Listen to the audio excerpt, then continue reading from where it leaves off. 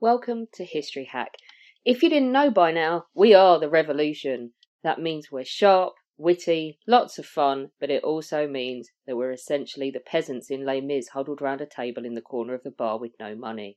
If you enjoy the show, please do support us. We have a Patreon account by which you can donate a small monthly sum in appreciation of what you're hearing. Alternatively, we have Ko-fi, in which you can just do a one-off donation as a thank you if you particularly enjoy a certain episode. Either way, we massively appreciate all of your support. Hope you enjoy the show. Hello and welcome to History Hack. You've got Beth with you today along with Chris. Chris, how are you feeling today? I'm good, thanks, mate. How are you? Not too bad at all, not too bad at all. All the better for seeing you today. Do you want to jump in and tell us who we've got joining us today? Yeah, this morning I'm actually quite pleased about this one because it's not often I get to do World War II aviation. Everyone forgets I have a secret thing for this. So today I'm glad that we can introduce Patrick Ericksson, who is a historian who specialises in Second World War aviation, especially in the airman's personal perspectives and experiences. His first book, Alarm Start, focused on the German experience of the war, but he's now here to talk to us about his new book, Tally Ho, RAF Tactical Leadership in the Battle of Britain in July 1940. So Patrick, welcome to History Hack. How are you doing? I'm fine. Thanks very much, Chris and Bess. Very happy to be here and appreciate the opportunity. Oh, absolutely. It's a really interesting book. And I thought it was quite good that it talked about July 1940 rather than everyone looks at August.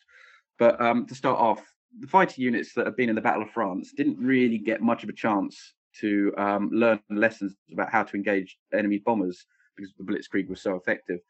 How vital are these first 9 days in July?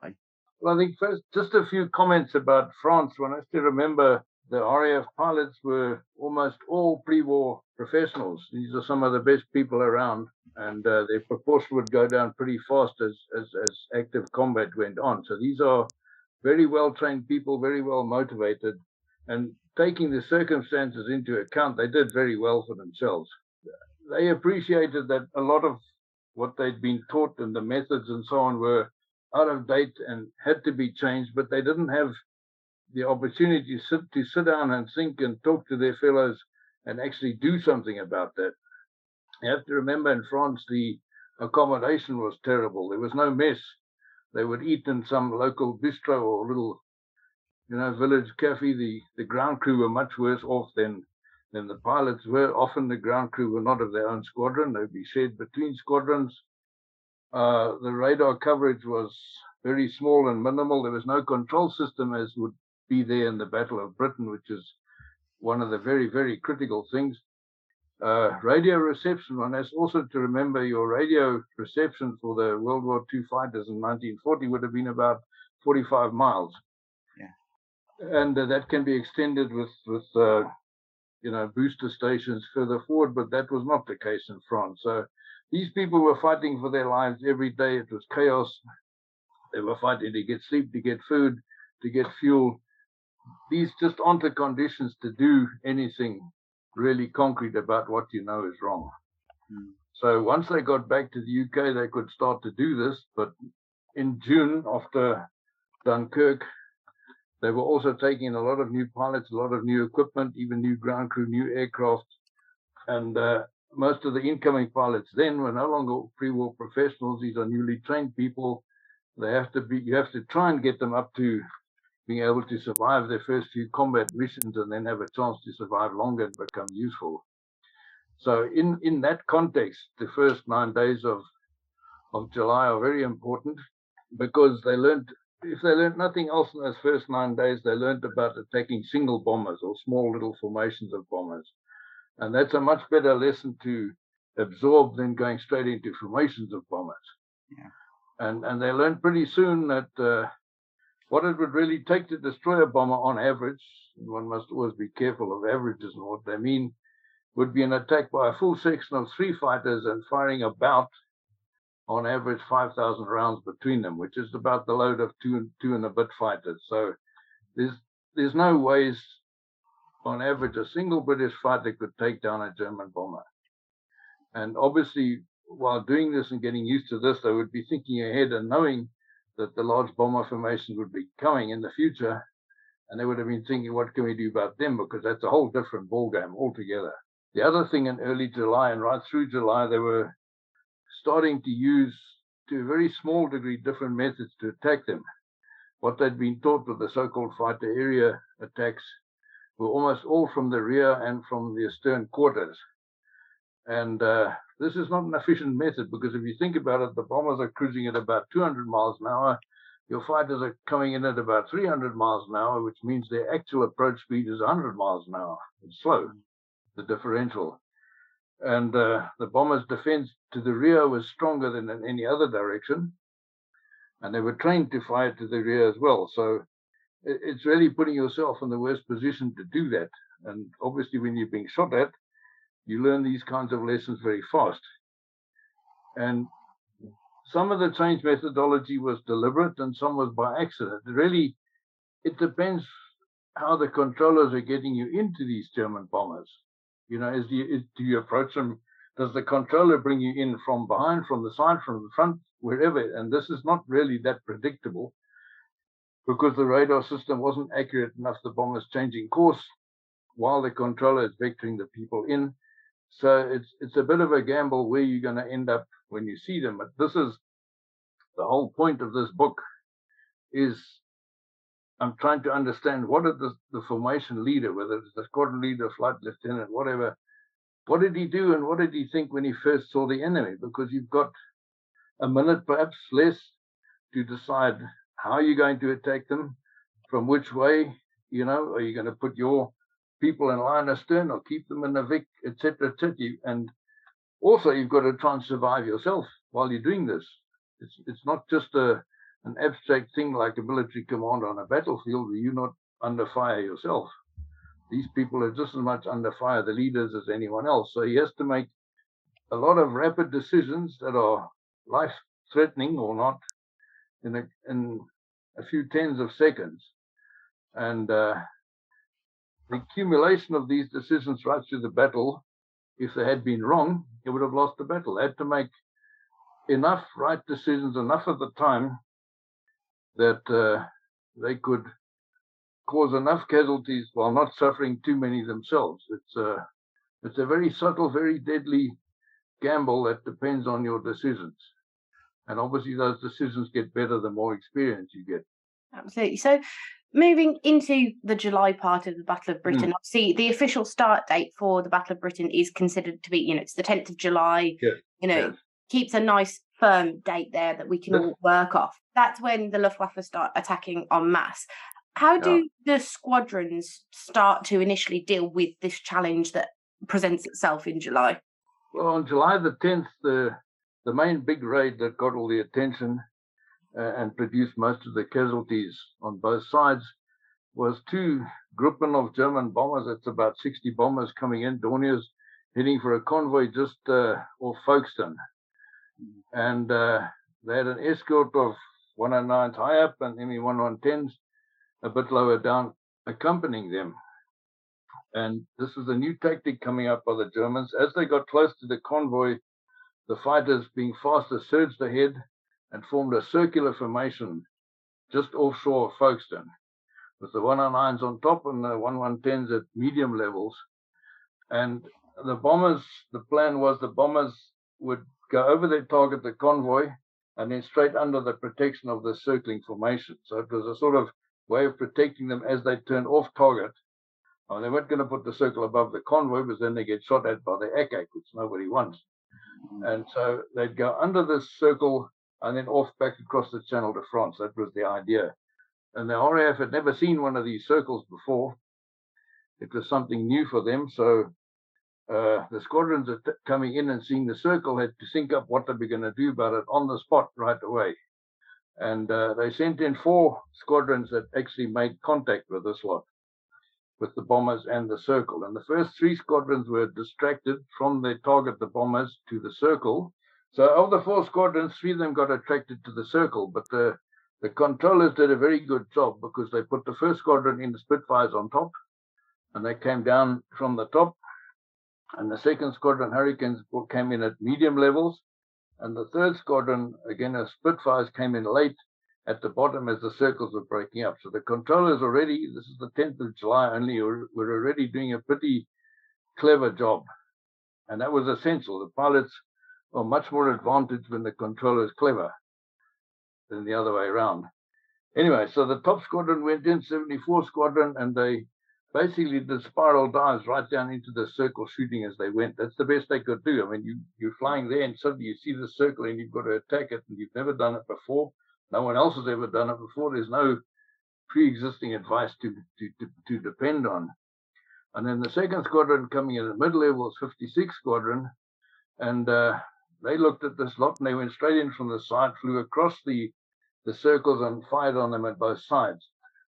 And one pilot, Jeffrey Page, who became quite well known later on, saw the opportunity and did that, and then he turned in the opposite direction to the rotation of the circles and had a go at them like that. And that's certainly one of the most effective methods to tackle them, but it's extremely dangerous and it's very difficult to do, because what's happening is you're now circling against the rotation of the other people, which means the speed is doubled, the speed of approach, and your aiming has to be pretty spot on, but it doesn't really matter. You just open fire, but you're going right down inside that circle. You're going to hit someone wherever you are.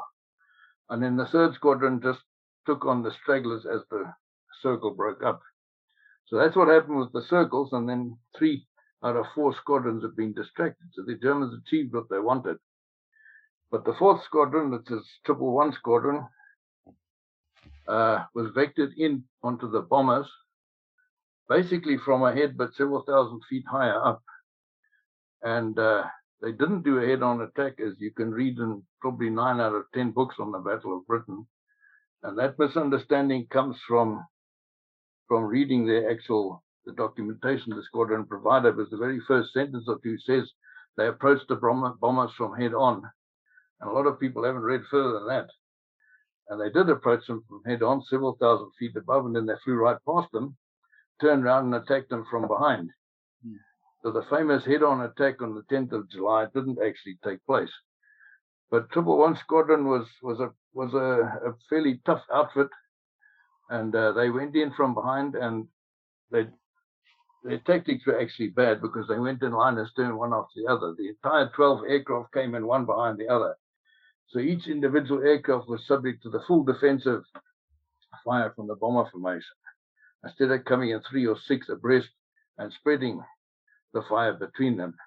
But they still did a pretty good job. They shot down 2 of them. They hit another one badly enough. It crashed, was written off in France, and 2 more were damaged, and they lost 1 aircraft and pilot. And that's something that's often ignored, that I like to bring in, is the aggressiveness of the attacking formations. This is, there's formations you can fly, there's tactics you can apply, but the aggression is incredibly important. Some units have it, some don't. And 111 certainly had it, and it makes a big difference. Absolutely. I know from later in the war, they said that 109 pilots that were aggressive, that would literally fly right into enemy formation, B-17 formations, were that much more effective than the more, I don't want to use the word cautious would be a better word than nervous, yes. Who would sit back, because when you're a tail gunner and you see a 109 heading, a single engine fighter heading towards you at maximum speed, firing his guns, you blink. Sure. We can all be thankful we weren't involved in the war, and we're not in a war right now. It's not a pretty thing at all. Absolutely. I mean, just looking at the maths of it, I think it was a MG-34 machine gun in the back of a Heinkel, and you've got a Hurricane coming towards you with 6 to 8 303. They've already outnumber you. Their guns outnumber you 8 to 1. So as the Battle of Britain opening, Kennel Kampf, the battle for the Channel is well and truly underway. And the Luftwaffe returned the following day to try and draw the RAF out over convoys. Are the pilots actually starting to implement the lessons that they're learning from the previous weeks? Well, that one I'm going to have to say yes and no, because there's 2 main raids on that day. The one is a yes, and the other one is a no. The yes raid was the Germans came in from Portland and bringing in Stuka dive bombers. And they came in from the east of Portland, and then just south of Portland, they turned north, actually a bit southeast of Portland, turned north and approached from the southwest. And there were 2 British formations up, 6 aircraft of 601 Squadron and 3 aircraft from 87 Squadron, each with very, very good leaders. The 601 boys their leader was Sir Archibald Hope, and the 387 ones were led by Squadron Leader Duar. And these are both experienced leaders, and they waited to see what the Germans are going to do, and then they came in from unexpected directions. One came in from the west, the other ones came in from the south, from the sea. And the Germans don't expect to be attacked from the sea, because that's where they're coming from. And what was unusual in this, the Germans had tried an experiment, which they never repeated, where they had some Me-1110s flying several thousand feet below the Stukas. So when the Stukas circled and dived, they'd be diving through protective fighters, and they thought this was going to help them. Well, the British fighters quite happily shot at the Stukas and the 110s as they went down. But the problem with Stukas is when they start diving, they've got dive brakes. They can dive at a much lower speed than any fighter can. Even if the fighter throttles right back, it's generally a heavier aircraft, and it's just going to go zooming right past the Stukas. So they've got two choices. They can either go to the bottom and wait for the Stukas to drop their bombs and pull out of their dives. And as they pull out of their dives, they're at their lowest speed. The low speed means poor controllability, and they turn in to get away back to France. That's one time to hit them and cause quite a bit of damage. And the other way to hit them, which is even better because you do it before they bomb, Stukas would bomb almost always staffel by staffel. There'd be 3 staffels, each of 8 or 9 aircraft, and they'd form a circle and then drop off one by one, one after the other, and go down to bomb. And if you could hit them while they're in the circle, they're looking down at the targets, they're estimating when them as they go down. They're not looking around for how they're being attacked. So that's an even better time to attack them.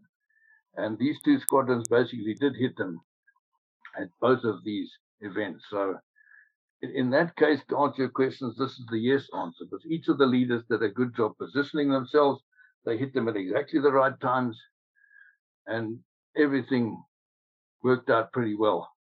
And this is based really on their experience. And they hadn't had much, many of them hadn't had much experience yet of the Stukas, because they weren't met that often in combat in France. The French met them more than the British did. So, but word passes very quickly amongst pilots. They talk. That's why the mess is important.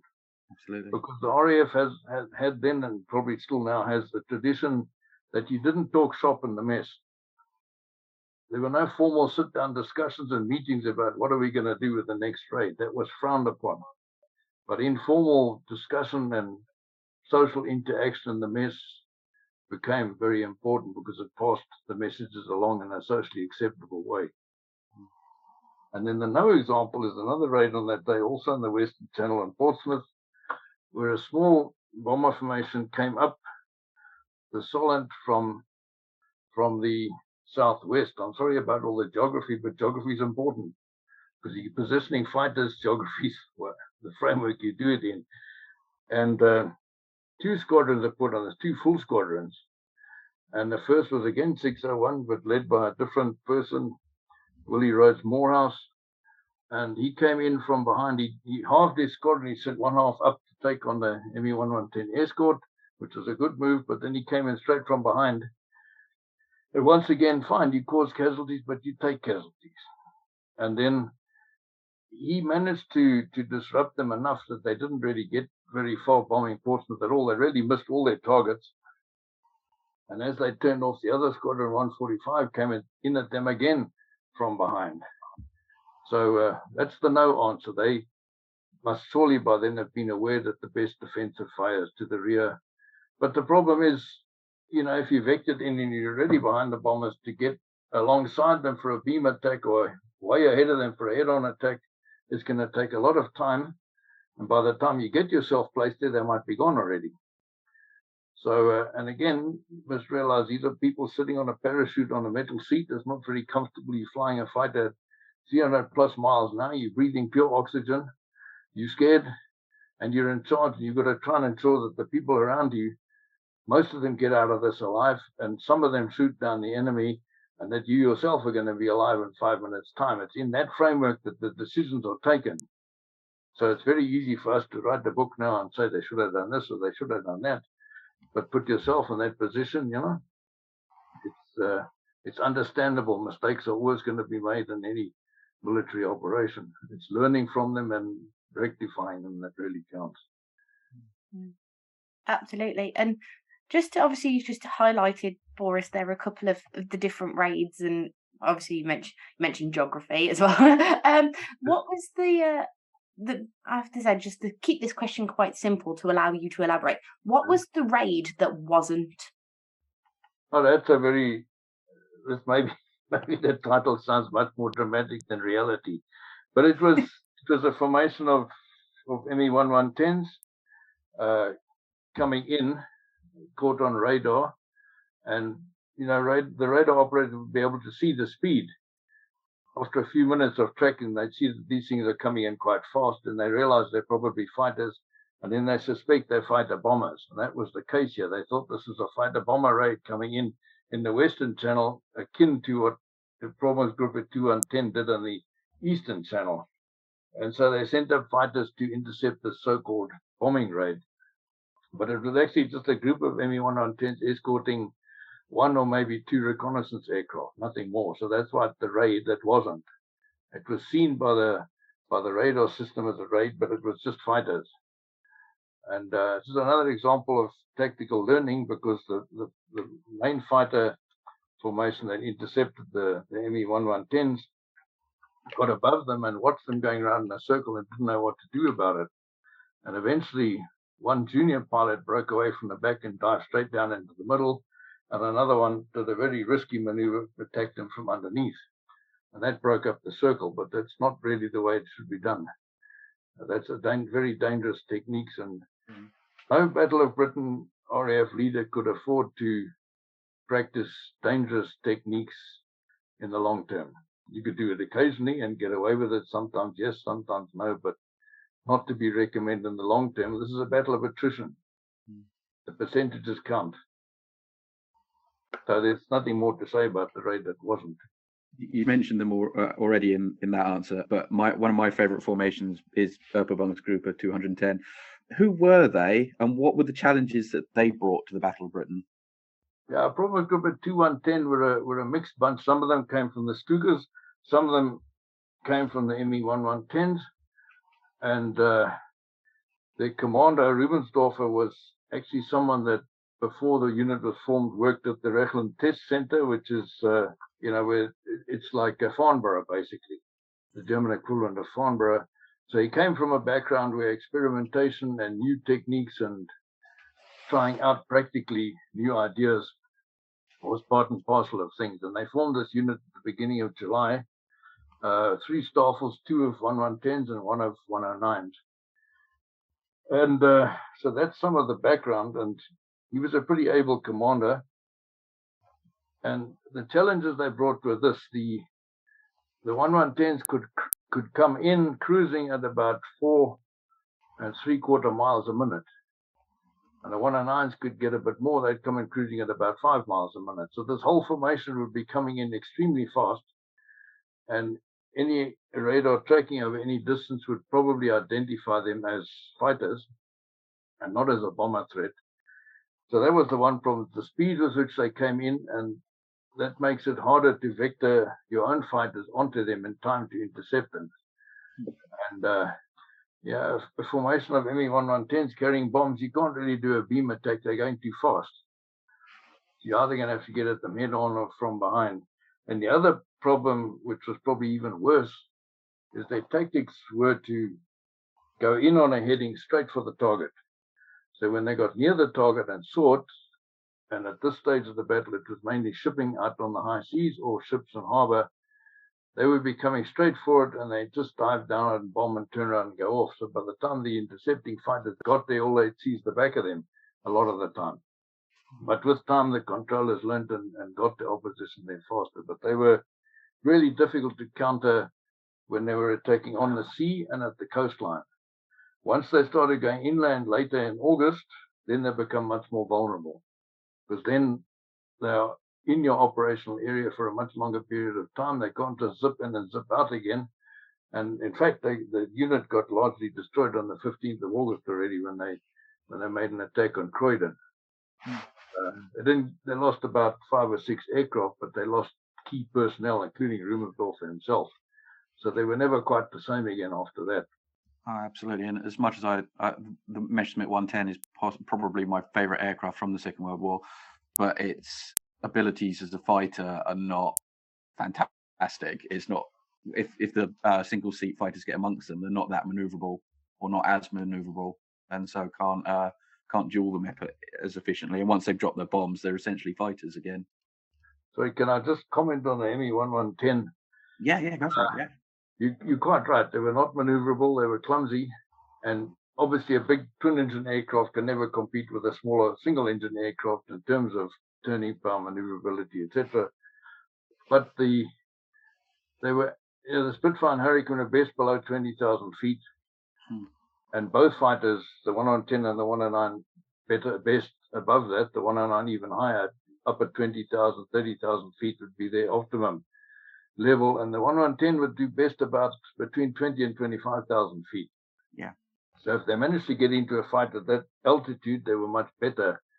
But much later in August, towards the end of August and early September, the 110s had some success, and the tactic they used was using the strengths of the aircraft. The 110 was a heavy aircraft, so it had a good diving speed, and a dive down, fire, and zoom back up was the best tactic. And when they did that in large numbers, then they were pretty effective, and they caused severe casualties, especially 31st of August and the first about 4 days of September.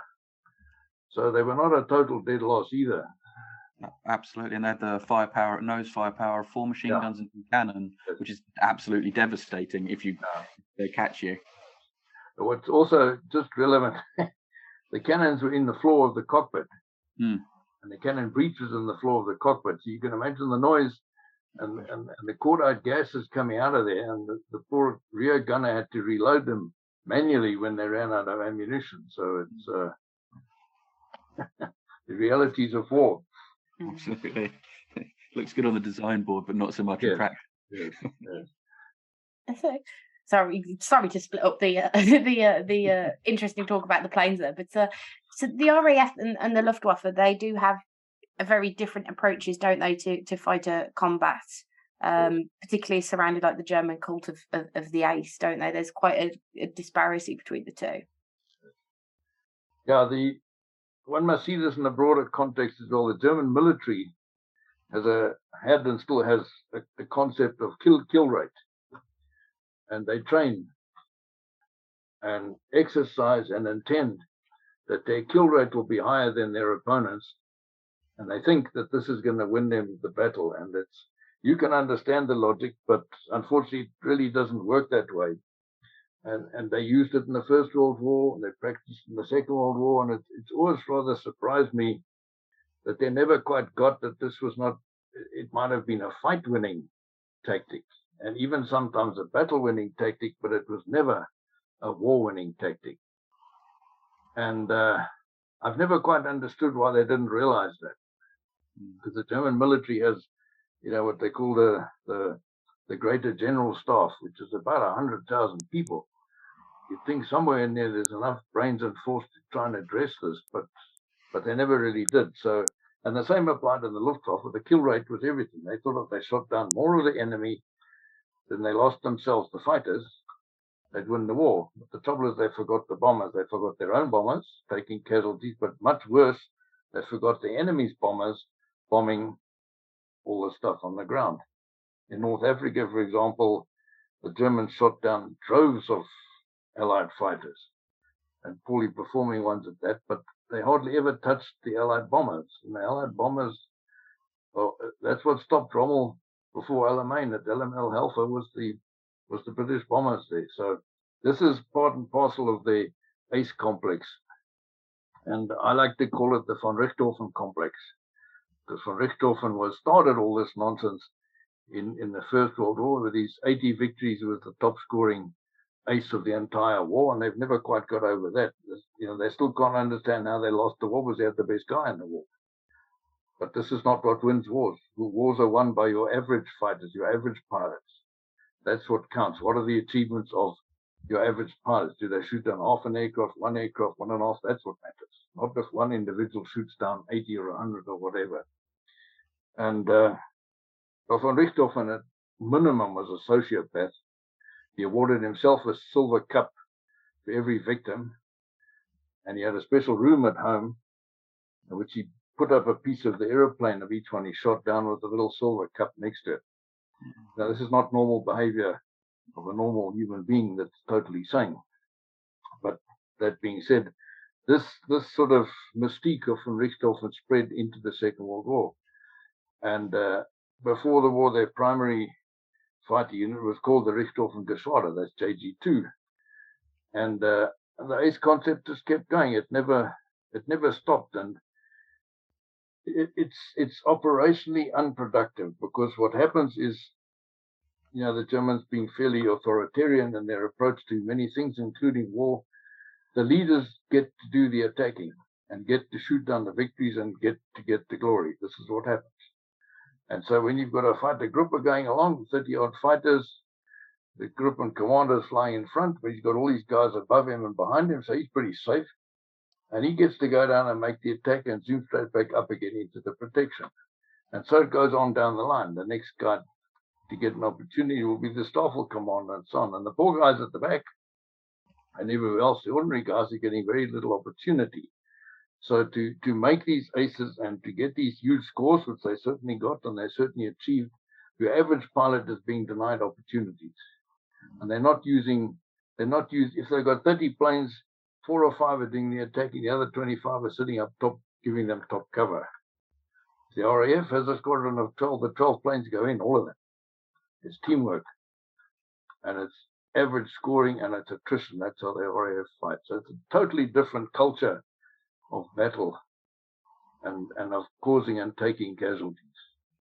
And the RAF, in fact, probably denigrated ACEDOM. They didn't support it in any way, or, they didn't want the publicity. They didn't support the publicity about individual aces and that sort of thing. Yeah, because by the end of the battle, you have a disparity of scores. I think the highest scoring RAF was Frantisek with 17 or 18. And the highest scoring Luftwaffe was Helmut Wick, 56. Yes. It's a massive difference. Yes. But talking about Helmut Wick is quite an interesting character. He went from a Staffel commander to a Geschwader commander, which is an enormous promotion in the space of a few weeks, basically. So he certainly had Nazi connections and Goering connections to get that sort of promotion that fast. And he flew his aeroplane. The minute he got into combat, he put the throttle on full and he kept it on full until he was finished. So his engines were getting burnt out at a very fast rate. And I had a letter from one of his COs. He told me he used to replace his engine at night when he was asleep, so he didn't know, because the thing was getting burnt. An aero engine in the Second World War, in combat, 200 hours, it would need you'd have to take it out and give it a major service and, take it down, etc., etc. And, Helmut Wick got himself killed for trying to be the big ace. Yeah, absolutely. But talking about aces and von Richthofen, a former member of his squadron, Theo Osterkamp, is now Commodore of JG51. Yeah. He's in charge of directing Kanalkampf. How effective is he in this role as one of what they call the Alter Edler? Yeah, the old Eagles. He's very effective. Osterkamp was I think a 32 victory ace in the First World War. He was the real deal. Someone like Goering, 20 victories, of which there's questions on at least some of them, is maybe not the real deal. Certainly Goering was never respected to the same extent as someone like Osterkamp. And Osterkamp used to call the British the Lords from the First World War. That was the nickname they used. And he had the basic philosophy in the Battle of Britain that to win the battle, they must outscore the British 5-1. He said anything less than that, you are not going to do it, because these people have got their backs to the wall, they're going to fight you. And they don't really, in the battle of attrition, they're not going to count the losses because they're fighting for their lives. And he also had this idea to use the maximum amount of complexity and confusion and distraction and whatever in combat to gain these sorts of advantages. And JG51 and Osterkamp were sitting in the Straits of Dover, 20 miles across. It's very narrow. Takes them a few minutes to fly over there at cruising speed. So whatever happens there happens very fast on both sides. And his typical sort of tactics would be to put some 109 units up over Calais, over the channel, close enough to move to the other side in a couple of minutes, but not actually doing so, just sitting there, distracting the radar, making the British launch fighters up over Dover and so on. And then he'd send in smaller formations from 2 or 3 directions at the same time, different altitudes, always using the sun. So in the morning, they'd come in from the east to the northeast. In the afternoon, they'd come in from the west to the northwest. And generally in at least 3 layers. So if you saw 109s at a lower layer and you thought, boy, this is good, let's get these guys, you know for sure there's 2 more layers, at least 2 more layers up top that you can't see, because they're several thousand feet higher up and they're hidden by the sun. So he was the originator of this tactic, of what you might call operational complexity. He'd have them fly inland and come to attack Dover from the north, for example, things like that. And in the beginning, for the first few weeks, these tactics worked wonders. But your opponents always get used to whatever you do. And they learn pretty fast, because if they didn't learn fast, you die. It's that simple. And Sailor Milan was one of the, from 74 Squadron, was one of the experts that had quite a few fights with JG51 and the other fighters there. And with experience, knowing that there's 3 layers, you could attack the bottom layer. You might have a minute and a half to get in there, attack them, and keep on going. This is what you must do. You must not stick around and let other guys come down on you from above. So Osterkamp was dangerous. He was very effective. His unit claimed, I think, something like 75 confirmed victories and 26 probables in July for 10 own losses. Obviously, there's overclaiming. It was never that good. And he never quite made the 5-to-1 ratio that he was seeking. Because you can lay the best military plans you like, something's always going to go wrong. Military actions are normally a mess and chaos. That's what they strive towards. So, and he was called Uncle Tio, is what his own people called him. But he was also a very critical person upwards to higher ranks. And he was a colonel at the time, which in the German forces is more important than in the British forces. You can almost take every German rank right down to NCOs, and their responsibility will be 1 or 2 ranks higher than the British or American equivalent. So a colonel is a big deal. And he was promoted to what they called Major General, which is the British equivalent of Brigadier General, in late July. And they then made him the Kanalkampfführer, the battle leader of the whole of the 2nd Air Fleet. It's over the narrow part of the channel. So he continued that role, and Kesselring, the Air Fleet commander, adopted these methods on a larger scale and has often been credited with what Osterkamp actually invented. And later in the war, he was promoted another rank to Lieutenant General. He was fired in mid-1943 when he was the fighter leader over Sicily because of what happened to the German fighters there. He was reduced from Lieutenant General right down to Captain. And he was retired on that rank. So he was never a Nazi, and he always spoke his mind, and he paid the price in the end. But after the war, not only was he still alive, unlike the Nazis, he was also very respected in the German communities because he kept his moral values reasonably straight. So Osterkamp, good guy, dangerous guy. And so, just coming back to for particularly the British, but I suppose you could look at it from a German perspective as well if you wanted to. As you mentioned, if you don't learn your opponent's tactics, as you said yourself, if you don't learn, you die. How do particularly squadron leaders who are leading the defense and so on, or the attack, whichever one you'd like to do, how do their tactics evolve through this period? What are they learning, and how quickly are these things being implemented? Yeah, that's a very good question. It's a very big question. One must also see it as this is not just July. This is something that happened from July right through till at least mid-September. And I've actually got a there's 3 books here. And so this is, for me, this is just one part of an ongoing story. But firstly, I'd like to say a lot of people don't realize that the flexibility of fighter command, from Dowding to Park and downwards through sector stations to squadron leaders, flexibility of the commanders was emphasized and allowed to an incredible degree. And this, for example, is one reason why Dowding didn't interfere much in the fight between Park and Leigh Mallory in their totally different methods. So what I'm getting at, the squadron commander had the freedom to decide his own tactics, but also the responsibility to pick the right ones. And the same at all levels of command. So flexibility was part of the deal. And there's many different, I wrote a page and a half of notes on this question last night. There are many facets, and I'll go through them one by one, not in any specific order. Firstly, the formations they used, the British fighters. They started off with these dreadful Vic formations, and not all of them, some of them stuck to them for various reasons. They didn't know better. Some of them thought because it was orders from on high, when it wasn't orders from on high, it was advice from on high, which is a different thing. But others invented totally new formations, and they experimented quite a bit, especially in July, with different types of formations. For example, 609 Squadron, one of the auxiliaries, one of the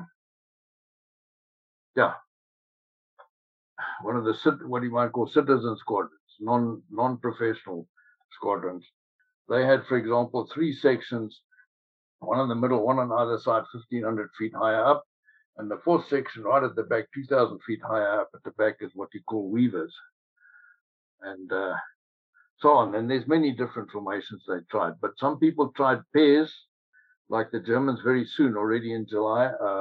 152 Squadron by late July was using pairs, but unfortunately they then stacked the pairs into Vics of 6, which undoes a lot of the advantage of being pairs, and they didn't fight as pairs. This is the problem.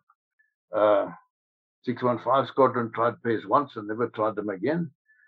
And 41 Squadron, for example, had a line astern step-down formation with the front fighters up high, and then they stepped down backwards, the 3 of them. And the backward section, the last number 2 man, would be 2,000 feet below the formation.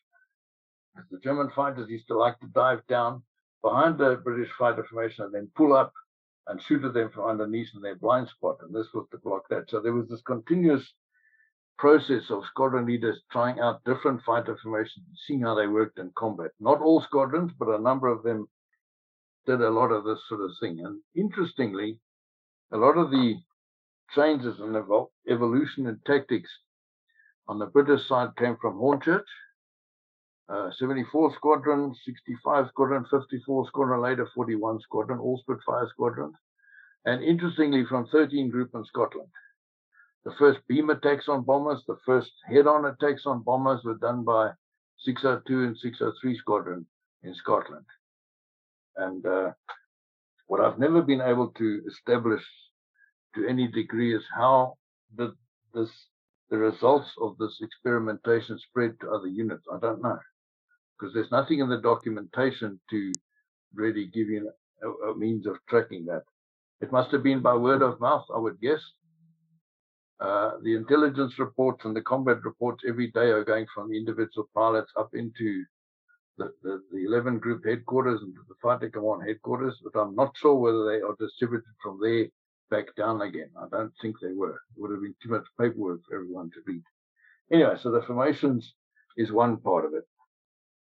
By the 11th of August, for example, Sailor Milan 74 Squadron had his people flying in 4s, just like the Germans.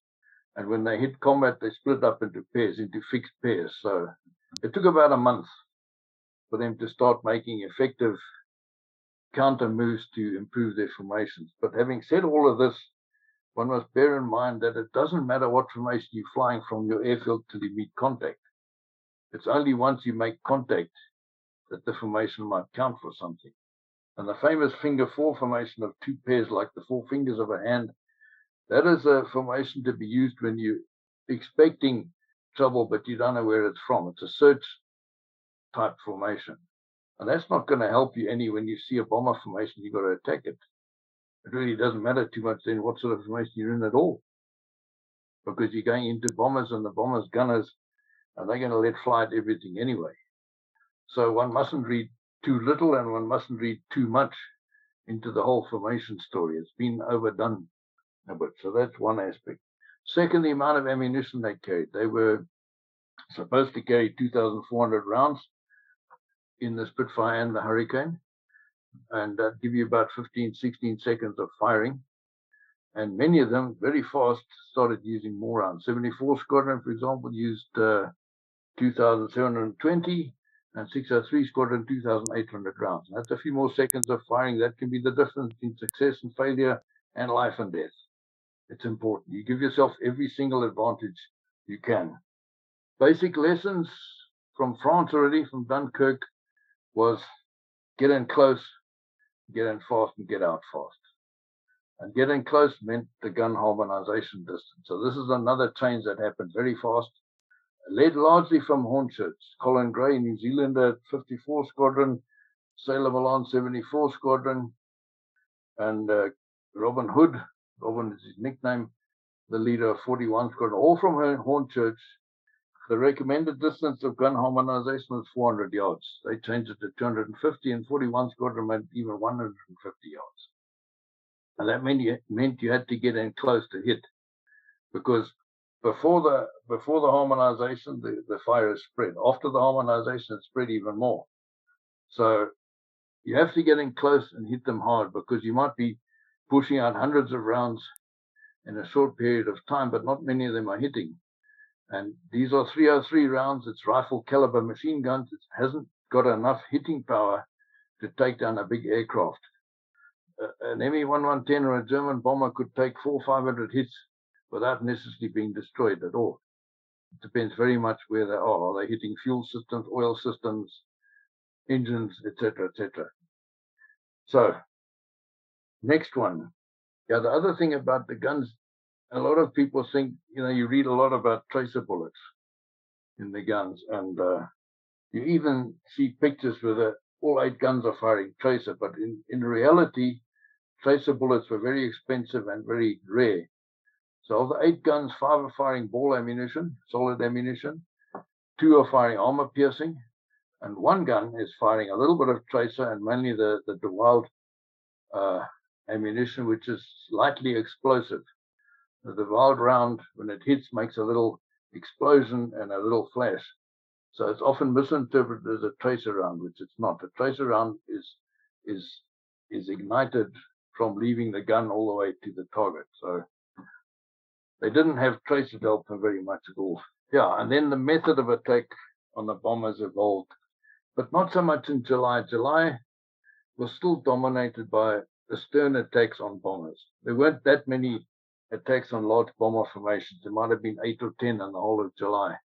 And any one squadron wouldn't have experienced more than 2 or 3. So, but by the time August, September came around, then attacks on bomber formations became very, very common. So it's the old story, the more pressure, the faster you learn.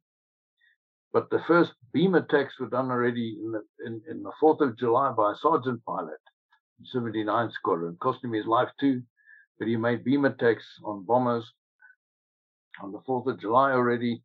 And then by late July, they were getting reasonably common. But a beam attack is very difficult because it's all deflection shooting, in other words, shooting at a moving target. And for a beam attack, you've got your bombers going along at about 200 miles an hour. You have to place yourself a little bit ahead and to the side so that you turn in and you're in shooting range of the bombers as they go past in front of you. And most British fighter pilots weren't trained to shoot very well, and then it doesn't matter in a beam attack, because once you open up, the whole damn formation's flying past you. They're all going to fly through your bullets. You're going to hit some of them. And this is what you want. And the other thing about a beam attack, the German bombers were not in any way equipped to defend against them. Their armor plating was facing backwards and a little bit of it forwards, and occasionally there'd be a plate underneath, but there was nothing to the sides. And their machine guns were not like British bombers that had turrets that could rotate from side to side almost. Their rotation was probably an arc of 40, 50 degrees centered on the tail, the area of their own tail. They weren't really equipped to shoot to the side as in a beam attack. And then they mounted extra machine guns to cover this.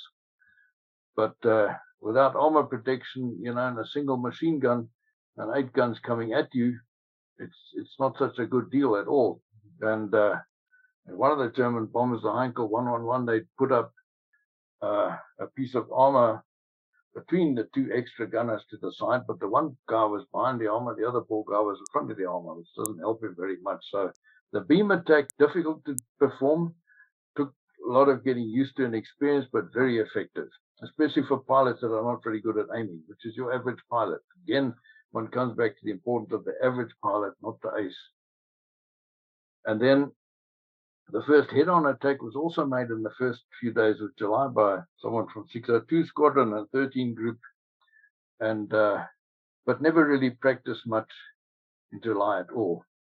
So the attack method remained largely from astern in July, but in August and September that all changed. And there's a progression in attack method which is very, very clear. From July to August to September, the astern attacks became much, much less. The beam attacks increased, and the head-on attacks increased even more. And the head-on attack is much harder because you've got to fly a couple of miles past the bombers, turn in at the right time to be far enough ahead of them to be able to aim. Because once you're ahead of them, you're approaching each other. You're talking about 500-600 miles an hour closing speed. The time to aim and the time to shoot is a few seconds. And then you've got to either pull up over the top of them or pull down below them. But the crazy guys fly straight through the middle. And so the methods are changing from astern to beam to head-on as you go from July to August to September. And the aggression factor, which I mentioned before, is increasing all the way. By the 15th of September, the famous day when they really knocked the German bombers about, there were a lot of head-on attacks. And there's one famous one by 213 Squadron, who was not a squadron noted for head-on attacks. They flew a head-on attack straight through a German bomber formation. They kept going. They didn't pull up or over. They went straight to the middle. And the risk of collision is obviously quite big, but the scare effect on the bomber formation is very, very good. And if you hit anyone and they tumble out of formation, they're going to at least disturb the flight patterns and concentrations of bomb aimers on the machines around them. So the attack method didn't change much in July, but it did in the following 2 months.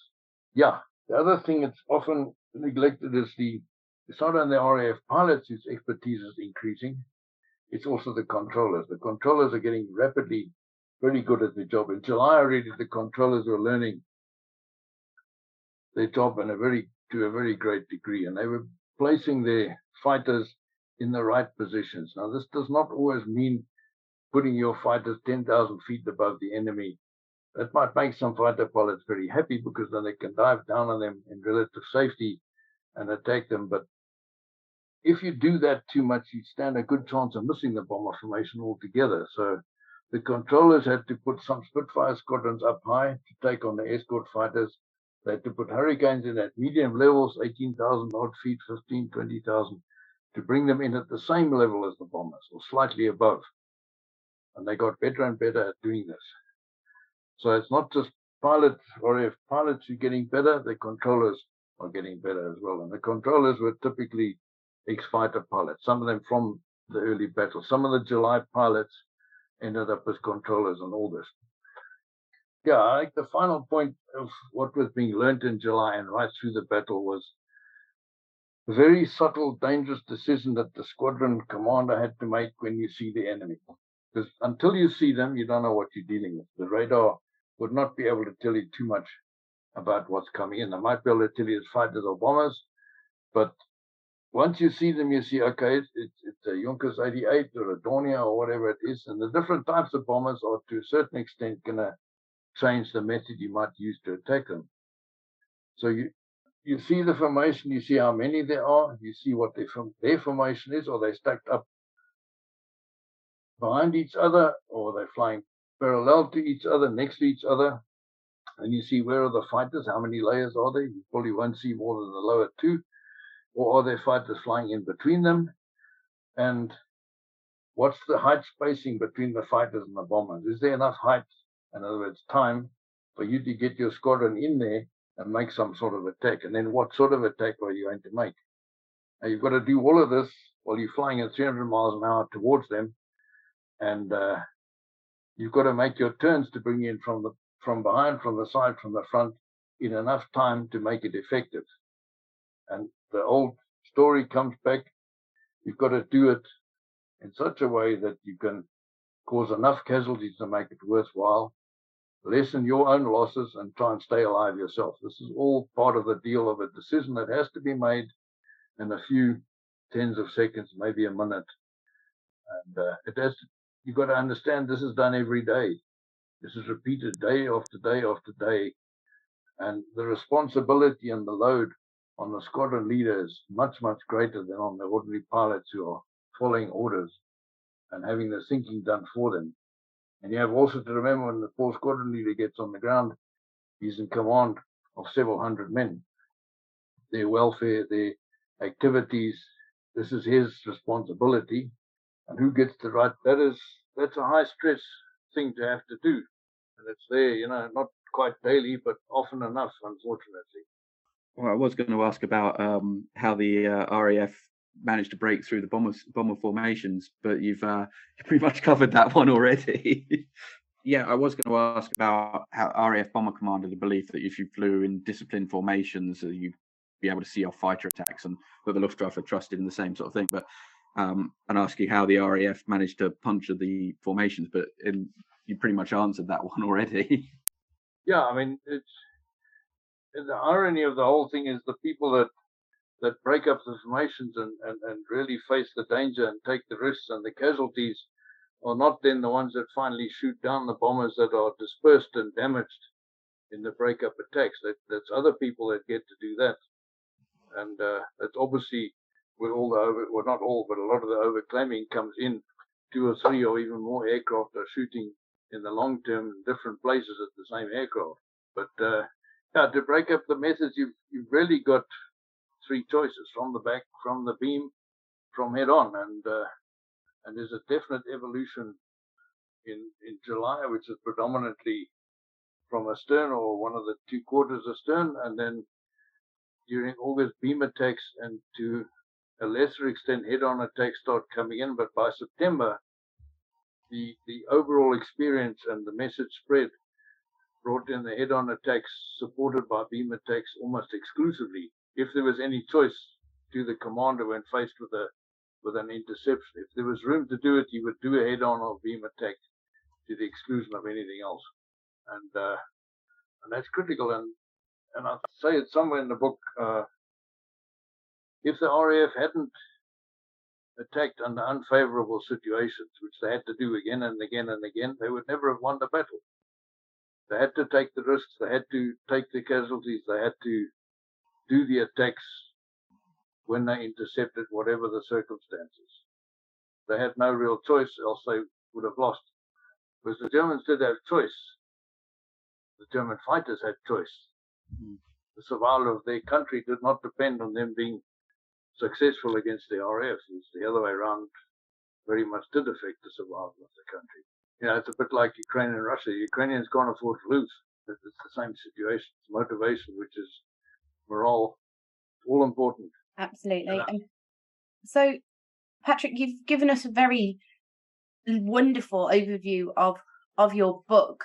Just for our listeners, just give us all the details. What is the full title of your book? Where can they get it? And obviously, it sounds like there's more books to come that they can keep an eye out for as well. Yeah, the title of the book is Tally Ho, RAF Tactical Leadership in the Battle of Britain, July 1940. It's by Embley Publishing from Stroud and Gloucestershire, and any decent bookshop in the UK should stock it. I know the marketing people will put it up in all the well-known bookshops and all the aviation and military type bookshops, or directly from Embley itself.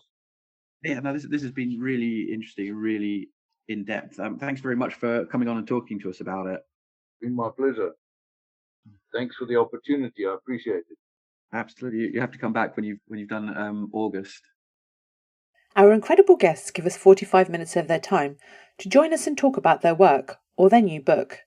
This is just a small taster. As a result, we have launched our very own bookshop on bookshop.org, where you can find our guests' latest books, you can support them, and you can support us on History Hack. 10% of every sale via our bookshop supports the podcast and allows us to keep going and bring you more top-of-the-line guests. You can find our bookshop at bookshop.org/shop/History Hack, or search for us in the shop section. Thank you so much for your continued support. We really appreciate our listeners and supporters. So make sure you get down to the bookshop and grab yourselves a new book.